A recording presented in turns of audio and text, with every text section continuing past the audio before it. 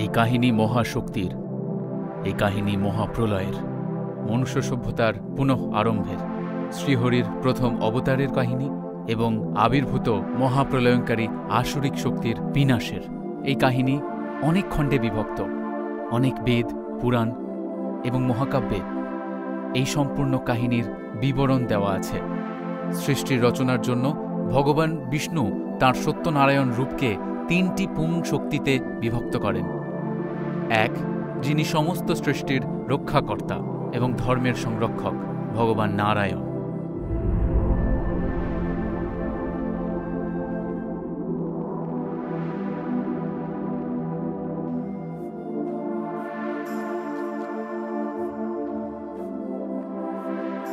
ব্রহ্মা, যিনি সমস্ত সৃষ্টির সৃজনশীলতার সঙ্গে যুক্ত, সৃষ্টির সঙ্গে যুক্ত অন্যান্য পারিপার্শ্বিক দেবতা এবং সমস্ত ধনাত্মক শক্তির পিতাও তিনি।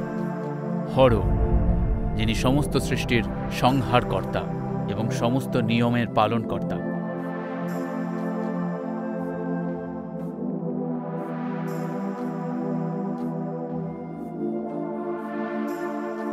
এরপর ত্রিদেব তাদের শক্তি তো প্রাপ্ত হলেন, কিন্তু এনাদের শক্তি, ক্ষমতা এবং প্রাণ তিনটি স্ত্রীলিঙ্গ মহাশক্তিতে বিভাজিত হল।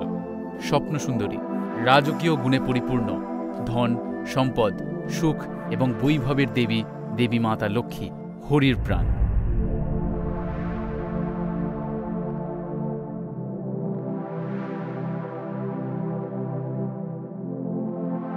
সমস্ত জ্ঞান, বিদ্যা, স্বর এবং কলার দেবী, দেবী সরস্বতী, যিনি ব্রহ্মার প্রাণ।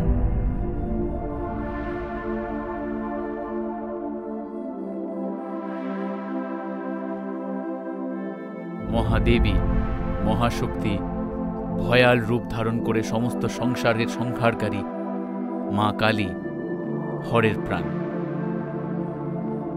আর এভাবেই শুরু হল কালচক্র। যখন ধর্মের স্থাপনা হল, তখন অধর্ম স্বাভাবিকভাবেই আবির্ভূত হল, যা কালচক্র এবং কর্মচক্রের জন্য অনিবার্য ছিল। যেভাবে রজগুণ এবং তমগুণ এই সংসারে ভারসাম্য বজায় রাখে, ঠিক সেভাবেই ধর্ম এবং অধর্মের ভারসাম্য এই সৃষ্টির টিকে থাকার জন্য অত্যন্ত প্রয়োজনীয়। অধর্ম সবসময় এই ভারসাম্যকে বিঘ্নিত করে ধর্মের ওপর জয়লাভ করতে চায়, আর এই কার্যকেই অসফল করার জন্য, ধর্মের পুনঃপ্রতিষ্ঠা করার জন্য শ্রীহরি বারবার ধরাধামে আবির্ভূত হন।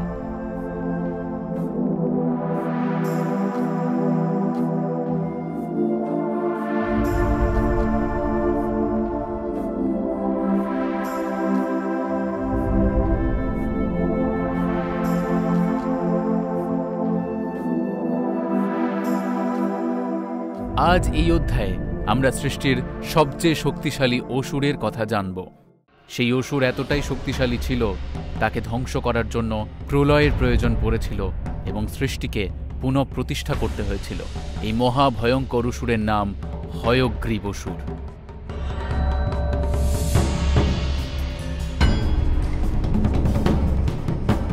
হয়গ্রীব সাক্ষাৎ অধর্মের অসুর রূপ ছিল। এই অসুরের এমন ক্ষমতা ছিল যে সে অতি অনায়াসেই জল, স্থল এবং আকাশে বিচরণ করতে পারত। অধর্ম ধর্মকে নষ্ট করার জন্য এবং সৃষ্টির বিনাশের জন্য হয়গ্রীবের রূপে জন্ম নিয়েছিল, মহারিষি কশ্যপ এবং মাতা দিতির পুত্র রূপে। এই মহাভয়ঙ্কর অসুর অতি চালাক এবং ধুরন্ধর ছিল। সম্পূর্ণ অধর্ম, তমস এবং আসুরি শক্তির নিয়ে জন্মগ্রহণ করলেও এই অসুর জানত যে তার উদ্দেশ্য পূরণের জন্য তাকে দেবীর তামসিক রূপের সাধনা করে তার থেকে বরদান লাভ করে শক্তি অর্জন করলে তবেই সে বিষ্ণুকে পরাজিত করতে পারবে। সেজন্যই সে সমস্ত ইন্দ্রিয়কে নিজের বশীভূত করে দেবী মায়ার বীজ মন্ত্র, হ্রিং মন্ত্রের জপ করতে শুরু করল। 1000 বছর ধরে এই অসুর অবিচলভাবে এই মন্ত্রের জপ করে চলল, অবিচলভাবে একই সাধনা সে করে চলল।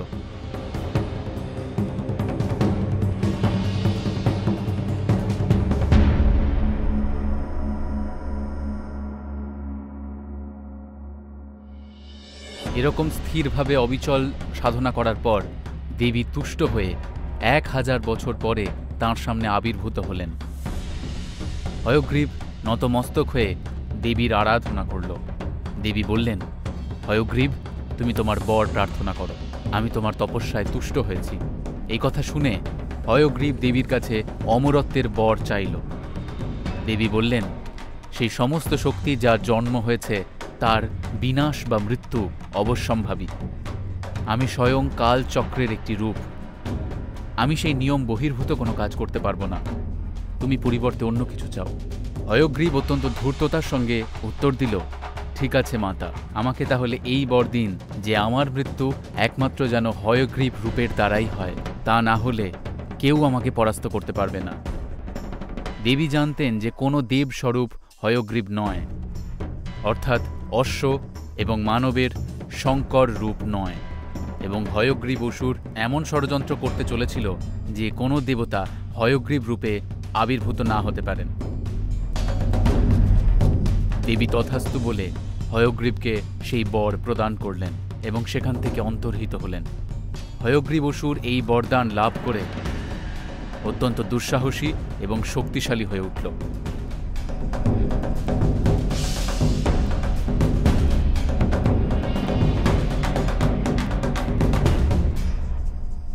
সে মহাসাগরের গভীরে গিয়ে তার সাম্রাজ্য স্থাপন করল, যাতে কোনো জীব হয়গ্রীব রূপ ধারণ করে সেখানে পৌঁছতে না পারে এবং তাকে সংহার না করতে পারে। এর ফলে যখনই কোনো অবতার জন্ম নেবে, সমুদ্রের গভীরে থাকার জন্য এক প্রবল তরঙ্গের উৎপত্তি হবে, যার দ্বারা হয়গ্রীব বুঝতে পারবে যে ভগবান বিষ্ণু আবির্ভূত হয়েছেন এবং সেটা হয়গ্রীব কিনা। তা যদি না হয় তাহলে তার কোনো মৃত্যু ভয় থাকবে না, এবং যদি হয় তাহলে সে মহাসাগরের গর্ভে গিয়ে লুকিয়ে পড়বে, যাতে বিষ্ণুর সেই রূপ তাকে স্পর্শ না করতে পারে। এরপর হয়গ্রীব প্রবল পরাক্রমের সঙ্গে অধর্মের স্থাপনা করা শুরু করল। অত্যন্ত শক্তিশালী অসুরী সেনা সংগঠিত করে সে জল, স্থল এবং আকাশে নিজের আধিপত্য বিস্তার করতে শুরু করল। দেবতাদের হত্যা করতে শুরু করল এবং পৃথিবীতে কোনো রকম যজ্ঞ, তপস্যা, এরকম কোনো শুভ কাজ হলে সেই মুনি ঋষিদের সে ভক্ষণ করে সেই কাজ সম্পন্ন হতে দিত না। হয়গ্রীব অসুর দেব, নর এবং জীব ভক্ষণকারী অসুরে পরিণত হল। তার ভয়ে সমস্ত দেবতারা এবং ইন্দ্রলোকের সবাই কেঁপে উঠল। তার প্রতিকার করার জন্য অনেক দেবতারাই এগিয়ে এলো, যারা তাকে ব্যর্থ করার অনেক চেষ্টা করল, যেমন স্বয়ং ইন্দ্রদেব। এই কাজের জন্য হয়গ্রীব এমন এক ষড়যন্ত্র রচনা করল, যার পরে পৃথিবী থেকে ধর্মের অস্তিত্বই নিঃশেষ হয়ে যেত, আর কোনো দেবতা তার কোনো ক্ষতি করতে পারবে না। হয়গ্রীব অসুর জানত যে দেবতাদের শক্তি মর্তে ততক্ষণই প্রভাবশালী যতক্ষণ পৃথিবীতে ধর্ম আছে। প্রত্যেক কল্পে সৃষ্টিকে রচনা করার পর ব্রহ্মদেব যোগনিদ্রায় শায়িত হতেন। এই কথা হয়গ্রীব অসুর জানত। সে অপেক্ষা করল, আর কল্প শেষ হওয়ার সঙ্গে সঙ্গে যখনই ব্রহ্মদেব যোগনিদ্রায় শায়িত হলেন, সে অতি সঙ্গোপনে ব্রহ্মলোকে প্রবেশ করে 4খানা বেদ চুরি করে নিয়ে চলে এলো। সে 4খানা বেদ নিয়ে মহাসাগরের সবথেকে গভীরে নিক্ষেপ করল এবং ধর্মকে সম্পূর্ণভাবে বন্দী করে ফেলল। সে সমস্ত অসুরদের শক্তি দেবতাদের থেকে কয়েক গুণ বৃদ্ধি পেল এবং সমস্ত দেবতারা চিন্তিত হয়ে পড়ল। দেবতাদের মধ্যে আর সেই শক্তি রইল না যে সে হয়গ্রীব অসুর এবং তার সেনাবাহিনীর সামনে টিকতে পারে, আর শুধু মহাশক্তিরাই অবশিষ্ট ছিল। কিন্তু হয়গ্রীব অসুরের পাওয়া বরদান অনুযায়ী তার মৃত্যু অসম্ভব ছিল। মহাশক্তিদের এক বিশাল লীলা রচনা করার প্রয়োজনীয়তা পড়ল। সবসময় বলা হয় যে শ্রীহরির লীলার কোনো কুল কিনারা নেই। তখন এমনই এক লীলা তিনি রচনা করলেন যাতে হয়গ্রীব অসুরের বিনাশ সম্ভব হয়। একদিকে পৃথিবীতে হয়গ্রীব অসুর ধর্মের অস্তিত্বকে নষ্ট করছিল, তখন পৃথিবী থেকে অনেক দূরে, মহাকাশের ছায়াপথ থেকেও দূরে, ভবসিন্ধুর পারে শ্রী ভগবান বিষ্ণু এক মহাযুদ্ধে ব্যস্ত ছিলেন। ভবসাগর মহাসিন্ধুতে ভগবান বিষ্ণু সময়চক্র অনুযায়ী সৃষ্টি হওয়া অধর্মের বিভিন্ন রূপের সঙ্গে ঘোরতর যুদ্ধে লিপ্ত ছিলেন এবং একে একে তাদের বিনাশ করছিলেন। তাদের ভবসাগর মহাসিন্ধুতে বিসর্জন দিয়ে এই যুদ্ধের পরিসমাপ্তি ঘটালেন। এই বিশাল মহাযুদ্ধের পর ক্লান্ত হয়ে বিষ্ণু একটি পাথরের গায়ে যোগনিদ্রায় শায়িত হলেন। তিনি এটাও জানতেন না যে তিনি তার ধনুক মাথা থেকে তখনও সরিয়ে রাখেননি। তার ধনুক তার মাথায় এভাবেই থেকে গেল। সমস্ত দেবতারা তার কাছে গেলেন আকুতি নিয়ে, হয়গ্রীবের আতঙ্ক থেকে তাদেরকে বাঁচানোর আকুতি নিয়ে। কিন্তু ততক্ষণে ভগবান বিষ্ণু গভীর যোগনিদ্রায় লীন হয়ে গেছিলেন। দেবতাদের আকুতি শুনে অন্যান্য মহাশক্তি হর এবং ব্রহ্মাও সেখানে এসে উপস্থিত হলেন এবং বিষ্ণুকে এই অবস্থায় দেখে চিন্তিত হয়ে গেলেন। ধনুকটি বিষ্ণুর কণ্ঠে আরও চেপে বসতে শুরু করল। তিনি অত্যন্ত বিপজ্জনক মুদ্রায় যোগনিদ্রায় শায়িত ছিলেন। এদিকে যোগনিদ্রা ভঙ্গ হলেও ঘোর পাপের ভাগিদার হতে হতো বাকি দেবতাদের, কিন্তু যদি না জাগানো হতো তাহলে সৃষ্টি ছাড়খাড় হয়ে যেত। এই অবস্থায় ব্রহ্মা দিব্য উঁই পোকার সৃষ্টি করলেন এবং তাদেরকে বললেন যে ধনুকের যে অংশটা মাটিতে আছে সেগুলোকে খেয়ে হরিকে এই বন্ধন থেকে মুক্ত করো। উঁই পোকারা বলল যে হে ব্রহ্মাদেব, যদি আমরা এমন কার্য করি তবে বিষ্ণুর যোগনিদ্রা ভঙ্গ করার মতো মহাপাপের ভাগিদার হব আমরা এই কাজ কিভাবে করব? তখন ব্রহ্মা বললেন যে যখন যে কোনো যজ্ঞ, তপস্যা বা এরকম কোনো ধার্মিক কাজ পৃথিবীতে অনুষ্ঠিত হবে, ততক্ষণ যে কোনো বস্তু যাকে আহুতি দেওয়া না হয়েছে তা তোমাদের ভাগে পড়বে এবং এভাবেই তোমরা এই মহাপাপ থেকে মুক্তি পাবে। এই বর প্রাপ্ত হয়ে উঁই পোকারা ধনুকের যে অংশ মাটি স্পর্শ করেছিল তাকে খেতে শুরু করল এবং আস্তে আস্তে বিষ্ণুর মুন্ডু ছিলামুক্ত হলো। যখনই ছিলামুক্ত হলো তখন তাঁর মুন্ডু অত্যন্ত বেগের সঙ্গে নিচের দিকে এলো এবং একসময় তাঁর মস্তক ছিন্ন হয়ে মহাসিন্ধুতে গিয়ে পড়ল। এর ফলস্বরূপ সমস্ত সৃষ্টিতে প্রলয় ঘনিয়ে এলো। তখনই সমস্ত দেবতারা দেবী যোগমায়ার কাছে প্রার্থনা করতে শুরু করল, কারণ একমাত্র তিনি সমগ্র বিষ্ণু লীলার শক্তির ধারক এবং তিনি একমাত্র এই লীলা এবং এই বিপদের সমাধান দিতে পারতেন। মাতা আবির্ভূত হলেন এবং জানালেন নিজেকে হয়গ্রীব রূপে পরিবর্তন করার জন্য স্বয়ং বিষ্ণু এই লীলা রচনা করেছেন। ঠিক তখনই বিশ্বকর্মা অশ্বের মুন্ডু তাঁর মস্তকে স্থাপন করে বিষ্ণুকে হয়গ্রীব রূপী বিষ্ণু রূপে পরিবর্তিত করলেন। তখন বিষ্ণু তাঁর যোগনিদ্রা ভঙ্গ করে সমস্ত দেবতাদের আশীর্বাদ করে জানালেন যে যদি তিনি আবির্ভূত হতেন তাহলে তাকে জন্ম নিতে হতো, কিন্তু এই লীলা রচনা করে তিনি বিষ্ণুই থাকলেন, শুধু তাঁর মুখমণ্ডল পরিবর্তিত হল এবং দেবীর হয়গ্রীব অসুরকে দেওয়া বরদানের মর্যাদাও রক্ষা করা হলো। এবার আমি হয়গ্রীব অসুরকে বিনাশ করব, কিন্তু ইতিমধ্যে পৃথিবীতে পাপ এবং অধর্মের বিস্তার এতটাই হয়ে গেছে যে এটা পর্যাপ্ত হবে না। তখন শিব বললেন যে হে হরি, আপনি মৎস্যরূপে পৃথিবীতে আবির্ভূত হন। বেদের মুক্তির জন্য এটি অনিবার্য। বেদ মুক্তি না পেলে ধর্ম বন্ধন থেকে মুক্ত হবে না।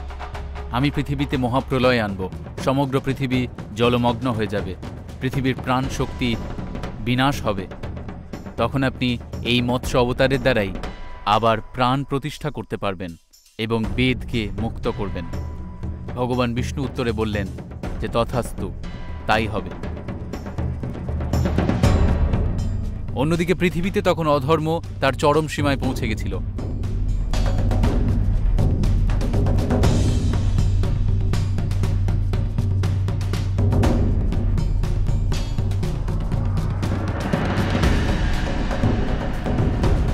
তখন একজন ধর্মনিষ্ঠ রাজা সত্যব্রত, যে তার সমস্ত রাজ্যভার তার সন্তানদের ওপর অর্পণ করে নিজে বিষ্ণুর আরাধনায় লিপ্ত ছিলেন, তিনি বিষ্ণুর পরম ভক্ত ছিলেন।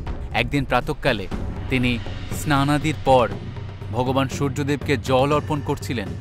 জল অর্পণ করার জন্য ঝিল থেকে তাঁর কমণ্ডল দ্বারা জল তুলে যখন তিনি অর্পণ করলেন, তখন দেখতে পেলেন যে একটি ছোট্ট মাছ সেই জলের মধ্যে এসে উপস্থিত হয়েছে। মাছটি নীল বর্ণের ছিল। রাজা তখন সেই মাছটিকে পুনরায় জলাশয়ে যখন ফেরত দিতে যাচ্ছেন, তখন সেই মাছটি বলে উঠল, দয়া করে আমাকে কৃপা করুন, আমি অত্যন্ত ছোট একটি মাছ, এই ঝিলে আরও অনেক বড় মাছেরা আছে, তারা আমাকে খেয়ে ফেলতে পারে, দয়া করে আপনার কমণ্ডলে আমাকে আশ্রয় দিন। এ কথা শুনে তিনি অত্যন্ত আশ্চর্য হলেন, কিন্তু মৎস্যের বিনতি স্বীকার করে তিনি তাকে তার কমণ্ডলে স্থান দিলেন। কিন্তু কুটির অবধি পৌঁছতে পৌঁছতে তিনি দেখলেন যে সেই মৎস্য তার কমণ্ডলের থেকে আকারে বড় হয়ে গেছে। তখন তিনি সেই মৎস্যকে একটি বড় ঘড়ায় রাখলেন। আস্তে আস্তে সেই অদ্ভুত মৎস্য তার ঘড়ার থেকেও আকারে বড় হয়ে উঠল। তখন সেই মৎস্য বলল যে আমাকে দয়া করে একটি সরোবরে ছেড়ে দিন, এখন এই ঘড়া আমার জন্য ছোট হয়ে গেছে। তা শুনে মুনি তাই করলেন। তিনি মৎস্যটিকে একটি বড় সরোবরে প্রবাহিত করলেন, কিন্তু চোখের নিমেষে সেই মৎস্য সরোবরের থেকেও আকারে বড় হয়ে উঠল। তা দেখে ঋষি অত্যন্ত আশ্চর্য হয়ে জিজ্ঞাসা করলেন যে আপনি কে, দয়া করে এই লীলা আমাকে বুঝিয়ে বলুন। তখন মৎস্যরূপে আবির্ভূত ভগবান বিষ্ণু আবির্ভূত হলেন এবং বললেন যে মুনিবর, আজ থেকে ঠিক 7 দিন পর এক ভয়ানক প্রলয় আসবে এবং সমস্ত পৃথিবী জলমগ্ন হয়ে যাবে। সমুদ্রে ভয়ঙ্কর জোয়ার উঠবে যা সমস্ত জীবন নাশ করে দেবে। প্রলয়ের দিন আপনার সামনে এক সুবিশাল নৌকা আবির্ভূত হবে।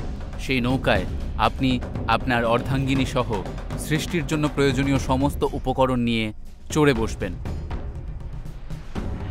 আপনার সঙ্গে সপ্তর্ষিও সেই নৌকাতেই থাকবেন। আমি তখন আবির্ভূত হয়ে আপনার নৌকাকে অনন্ত নাগের সহায়তায় আমার শিংয়ের সঙ্গে বেঁধে নেব এবং প্রলয় শেষ হওয়া পর্যন্ত আমি আপনার নৌকাকে সুরক্ষিত রাখব এবং অবশেষে আমি আপনাকে সেই জায়গায় নিয়ে যাব যেখান থেকে মনুষ্য সভ্যতার পুনঃপ্রতিষ্ঠা সম্ভব।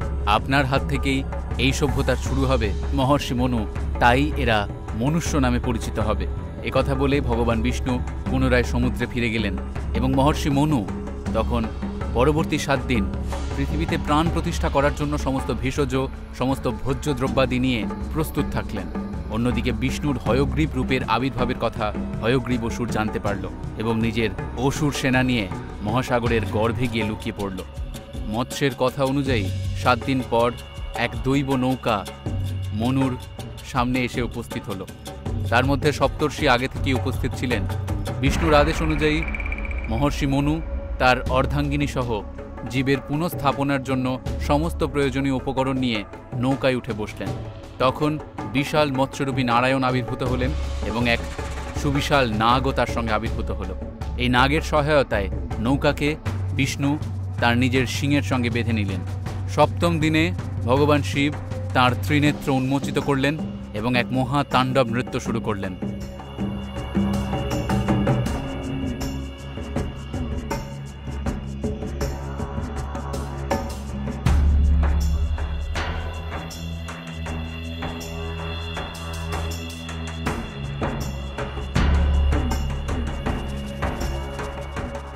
মৎস্য নারায়ণ নৌকাকে এক স্থানে এসে সুরক্ষিত জায়গায় রাখলেন।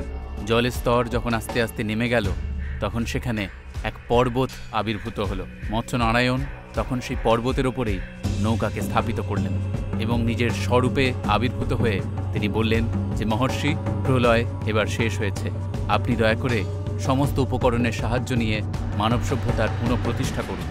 এই কথা বলে অনন্ত নাগসহ বিষ্ণু অন্তর্হিত হলেন এবং তীব্র গতিতে চলে গেলেন হয়গ্রীবের দিকে। নিজের মৎস্য পঙ্খের সহায়তায় এক তীব্র ঠোকর দিয়ে হয়গ্রীব সহ তার সমগ্র অসুর সেনাকে মহাসাগরের গর্ভ থেকে বার করে নিয়ে এলেন।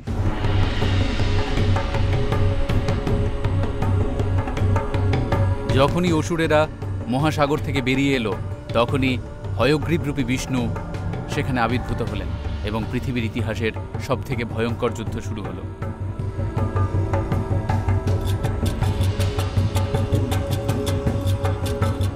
মৎস্য নারায়ণের প্রকোপে সমগ্র অসুর সেনা ত্রাহি ত্রাহি রব করতে শুরু করল।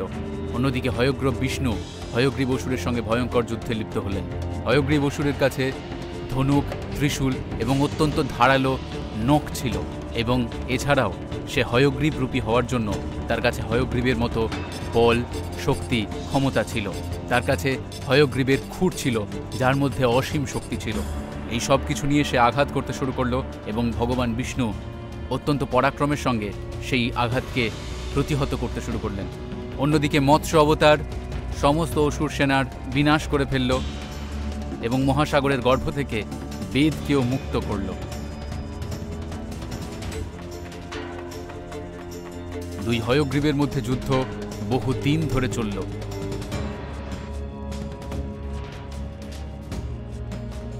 মৎস্যনারায়ণ বেদ পাঠ করে প্রথম বেদ প্রচারিত করতে শুরু করলেন।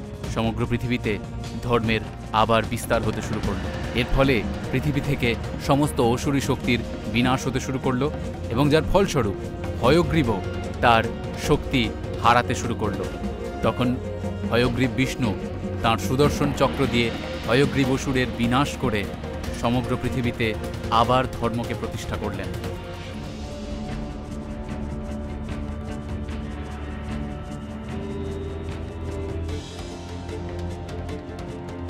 সমস্ত দেবতারা তাদের শক্তি ফিরে পেলেন। অন্যদিকে মৎস্যরূপী নারায়ণ আবার ব্রহ্মাদেবকে বেদ হস্তান্তর করলেন, যাতে তিনি সৃষ্টির সৃজন করতে পারেন। যুদ্ধ শেষ হলে ভগবান বিষ্ণু আবার তাঁর নির্মল রূপ ধারণ করলেন এবং যোগ ও নিদ্রায় শায়িত হলেন।